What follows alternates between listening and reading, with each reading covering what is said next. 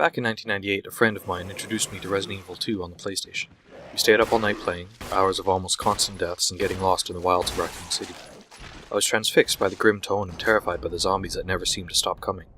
Resident Evil 2 blew me away and introduced me to next-gen gaming on the PlayStation.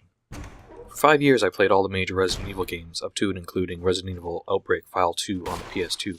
That said, I did skip the on-rails light gun games and that one Game Boy release. Resident Evil 2 will always hold a special place in my heart, but my favorite title from that era, and to this day one of my favorite games of all time, is the Resident Evil Remake on GameCube. Essentially a remake of the first Resident Evil for PlayStation, the GameCube version of Resident Evil, or Remake, updated the graphics and fleshed out the series' mythology.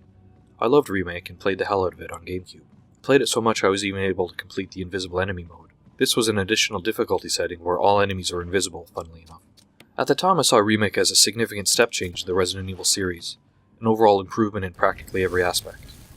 Even years later I looked back at Remake with fondness and respect. Then Resident Evil 4 came along and redefined what a Resident Evil game was.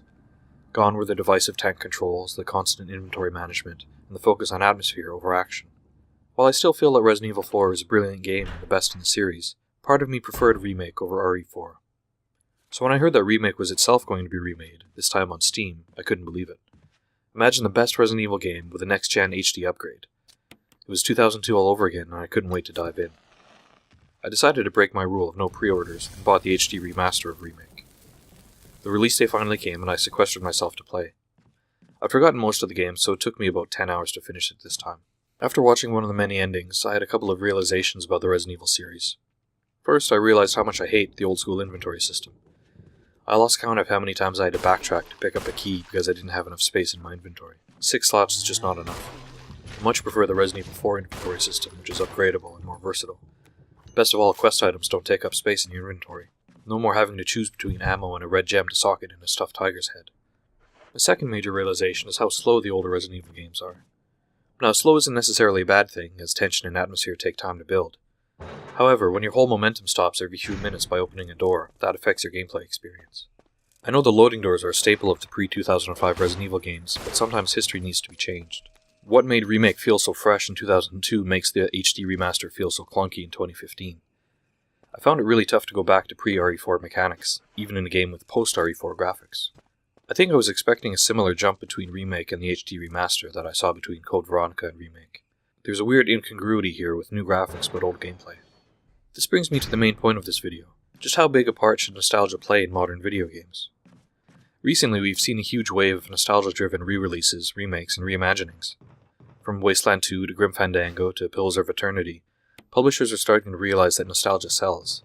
Of course, this is nothing new as video games have always been influenced by what's come before, but there needs to be a balance between looking to the past and innovating for the future. Nostalgia is an inherently positive feeling, a warm look to the past. Nostalgia is comfort and familiarity and knowing what to expect. But nostalgia can also be dangerous, bringing with it the risk of stagnation and a fear of the new. A video game industry built purely on nostalgia can by design only ever appeal to a core group of gamers familiar with the original games. Innovation and creativity would take a backseat to familiarity and repetition. You can see this happening in the current cycle of AAA incremental releases like Call of Duty and Assassin's Creed. Every year there's a new title in the franchise that keeps the core gameplay essentially the same, with little innovation. These titles always sell well, and part of that comes down to giving the core players more of what they're familiar with. Because these games make a lot of money for the publishers, the yearly cycle continues. This means the AAA industry is constantly feeding off their past successes. This behavior isn't unique to video games. You can see a similar pattern in most popular media.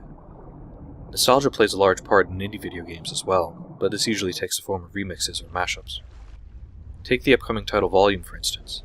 Mike Bithel's stealth indie game takes inspiration from Metal Gear Solid, expanding it out into a top-down third-person non-combat puzzler. Volume's influences are clearly visible in the gameplay, but it's trying to do something new and different.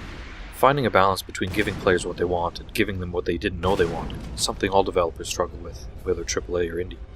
When I bought the Resident Evil HD remaster, I got exactly what I wanted. A return to the great game I played to death over 10 years ago. What I didn't realize is how much I'd changed as a player, and how much the Resident Evil series had changed. I enjoyed playing Remake again, but I didn't have as much fun as I expected.